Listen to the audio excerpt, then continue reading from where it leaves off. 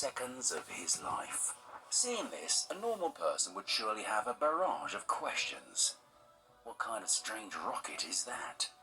Who in their right mind would use that to fly anywhere? What on earth is happening here? The answer may sound like a bad joke. Mad Mike didn't earn his moniker for no reason. At the age of 64, this self-taught pilot advocated for the theory that Earth is actually flat.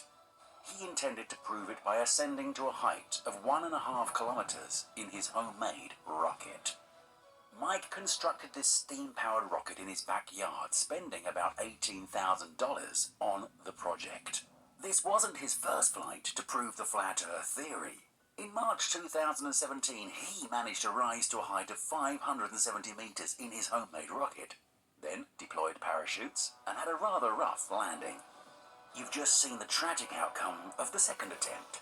Surely this only raises more questions. Why would Mike choose such a complicated method? What stopped him from simply buying a ticket for the next available flight? The cruel irony is that had he done so, Mad Mike would have been able to safely see through the airplane window that Earth is really flat. Wait, what? No, don't rush to close this video. We did say see through an airplane window, and that changes a lot. You'll discover the answer in this video. Now let's try to understand what drives people's indomitable belief in the flat Earth theory, so much that they're even willing to risk their lives for it. How can such medieval views exist in our spacefaring age? Or is there something to the flat Earth theory after all? Is the Earth really flat?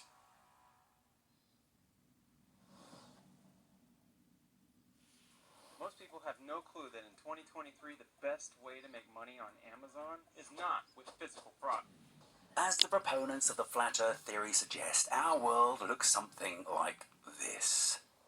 According to this theory, the Earth is a circular plane with a diameter of 40,000 kilometers. At the center is what we conventionally call the North Pole. Instead of the South Pole, there's a giant ice wall encircling the Earth's disk. All of this is covered by some sort of dome under which the sun and moon orbit in a circular pattern. Nightfall isn't due to the sun setting below the horizon, but rather because it moves away from the observer. The change of seasons is attributed to the sun's movement towards the edge of the disk and its return to the center over a course of a year. Flat Earth proponents say that the ice wall, commonly referred to as Antarctica, is heavily guarded and has limited access. They also claim that there's no such thing as space, and rocket launches are merely a deception. They also dismiss footage from the International Space Station as high-budget Hollywood production. And they mean all of this for real. There's even a Flat Earth Society that regularly hosts conferences. Surprisingly, its membership, which includes some notable public figures, continues to grow. But before we label these people, let's at least consider their arguments. According to flat earthers, this world was meticulously crafted by the hands of superior beings. The sun is an artificial celestial body that isn't billions of kilometers away, but is quite near. We've all seen pictures like these. It doesn't look like the rays are radiating billions of kilometers into the distance. They seem to converge at an unusually wide angle, don't they? Supporters of this theory propose that the sun is powered by an external energy source like our lamps. It gets even more intriguing. According to this theory, the stars, though gigantic, are just a garland powered by the same otherworldly electricity. Just for the sake of beauty, the electromagnetic field of this network can be seen in the polar regions as the northern lights. But there is more. This theory proposes that powerful pumps and filters are hidden underground, responsible for cleaning and filling the oceans with water. Massive ocean whirlpools like Naruto in Japan or Maelstrom in Norway are the drain holes of this flat world's global water system. Indeed, these whirlpools have existed for an unimaginable amount of time. Where does all this water go? And why don't the oceans grow shallow like a bathtub when the plug is pulled? There's still more. If the Earth is spherical, then it should be equally frosty at the North and South Poles in winter. At least they should be roughly the same. That seems logical, and surely that's how it is, right? Well, no. Antarctica is generally colder than the Arctic. In fact, it's much colder, on average, a whole 20 degrees colder. To be honest, this is a mind-boggling difference. It's counterintuitive, and it simply shouldn't be this way. But there is more. There are also practical examples that you can check yourself. Imagine a plane on a long-haul flight going from one continent to another. Logically, it should move along a gentle arc, meaning that during the flight it should sometimes adjust its position by lowering its nose to steer and avoid flying off into space. According to flat Earth calculations, a plane should do this every 5 minutes. Many curious people have wondered about this at least once, and many have personally checked it, and thankfully it's an easy thing to do. Experimenters brought a standard construction level on board during an intercontinental journey. This was conducted properly multiple times, taking into account all side effects like turbulence. And no, the plane doesn't make any adjustments.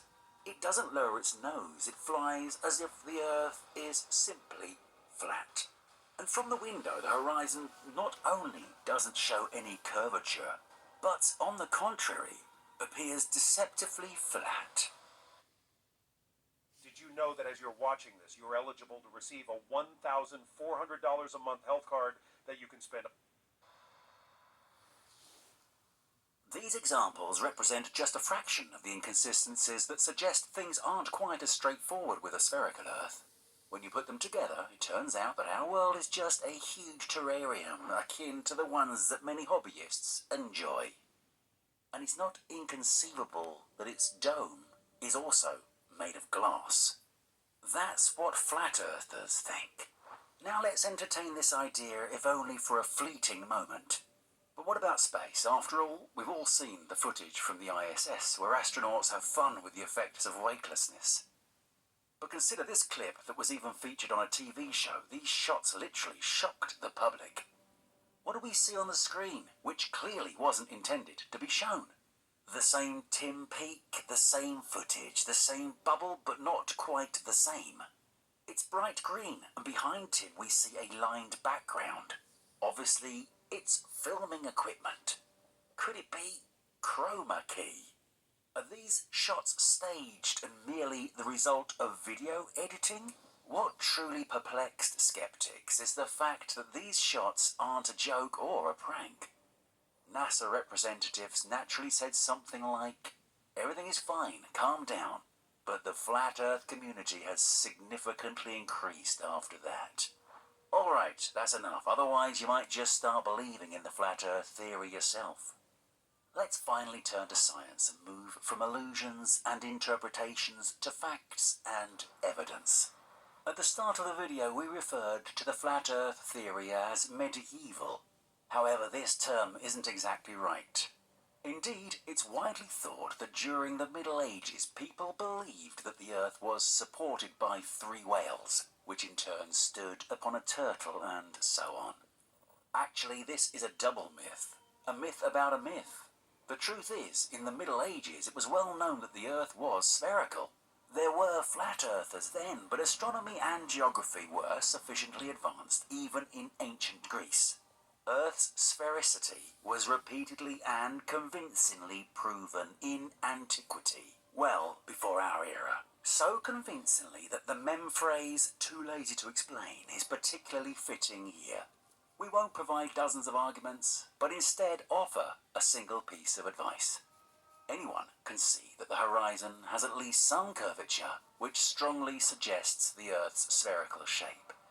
You've probably guessed that the next thing we'll mention is objects disappearing over the horizon.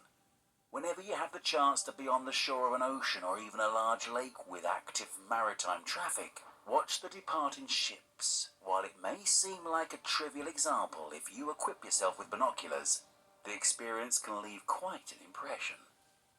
Just so you know, sometimes there is an interesting effect when, due to the difference in density of the atmosphere, it acts as a lens refracting rays. This can allow you to see objects that have gone over the horizon, sometimes even far beyond it.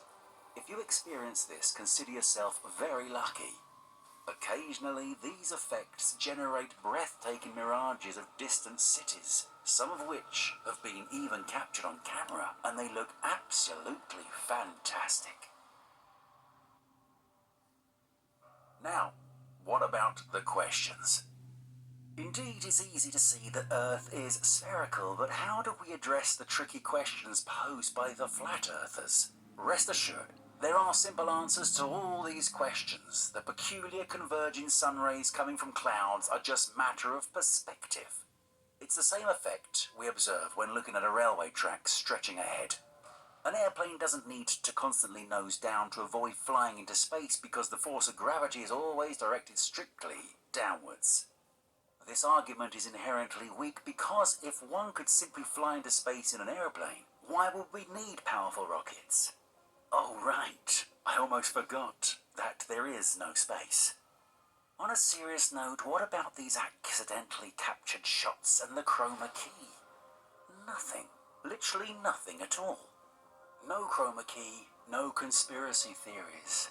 This checkered fabric is indeed a technical tool used for filming, but it's not a chroma key. When other astronauts at the station with Tim were asked about this, they didn't understand the question. Sure, they'd seen this rag countless times at the station and used it for filming, so what? As for the temperature differences at the poles, or ocean whirlpools, these are natural phenomena that clearly don't look man-made even to a layperson. In conclusion, we should say thanks to the flat earthers. After all, dissecting their arguments really makes you use your brains and pay attention to things that have always been around and didn't raise questions, although they should have. In their unique way, flat earthers are quite observant. And although their doubts lead them to misconceptions, doubt itself is a powerful tool. Once upon a time, it was doubt that led Copernicus to consider that the sun does not revolve around the Earth. In challenging something that was obvious, he turned out to be right.